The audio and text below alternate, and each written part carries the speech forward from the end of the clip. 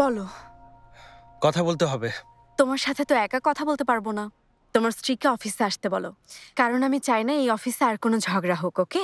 আসবে না জানছো ম্যাডাম, কিন্তু আপনি আর আপনার বয়ফ্রেন্ড এই অফিস থেকে এখনই বেরিয়ে যাচ্ছেন। আচ্ছা, তাই নাকি? তোমাদের ভাই বোনের এসব ফালতু হুমকি এতদূর পর্যন্ত চলে এসেছে? আপনাকে হুমকি দিচ্ছি না, শুধু জানাচ্ছি আপনার কাজ এখানেই শেষ হচ্ছে। আমার কাজ শেষ হচ্ছে? কে শেষ করছে বলো তো? দেখুন জানছো ম্যাডাম, এখন এই অফিসে আপনার আর কোনো আচ্ছা, কিছুই। তোমরা কে বলো তো? হ্যাঁ, নিজেদের কি মনে করো তোমরা? নিজেরাই নিজেদের পার্টনার খুঁজে নিচ্ছ, ফ্রেন্ডদের নিয়ে এসে কাজ দিচ্ছ, প্রোডাক্ট তৈরি করছো, অ্যাড বানাচ্ছ, এখন আবার বলছো আমার বাবার কোম্পানি থেকে আমাকে ফায়ার করবে। এই কোম্পানি আপনার বাবার না জানছো ম্যাডাম। সরি, কি বললে তুমি? আপনার বাবা 2 মাস আগেই তার শেয়ার বিক্রি করেছেন। প্রথমে 50%, এরপর বাকি 50%। বিশ্বাস না হলে এই দেখুন।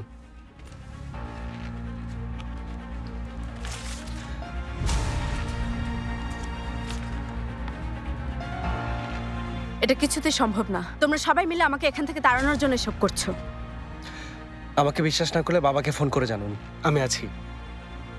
কাকে বিক্রি করেছে? কে সে? চিনবেন না, এক বিদেশি ব্যবসায়ীকে। কিন্তু এটা জেনে না আপনার লাভ হবে না আমার কোনো লাভ হবে। তাহলে এসব তথ্য তুমি আমাকে কেন জানাচ্ছ? ফাতি কেন বলছে না? জানছো ম্যাডাম, আমি ফাতি স্যারের অ্যাসিস্ট্যান্ট, ভুলে যাবেন না।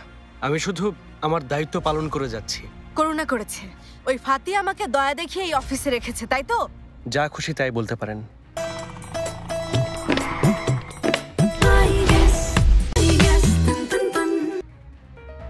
এই মিথ্যে বিশ্বাস করি না। বাবার মুখ থেকে সত্যিটা শুনবো। নিশ্চয়ই।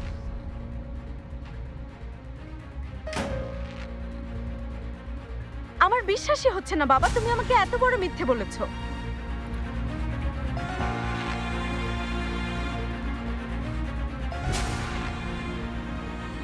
হ্যাঁ মামি, জানছোকে বলে দিয়েছি।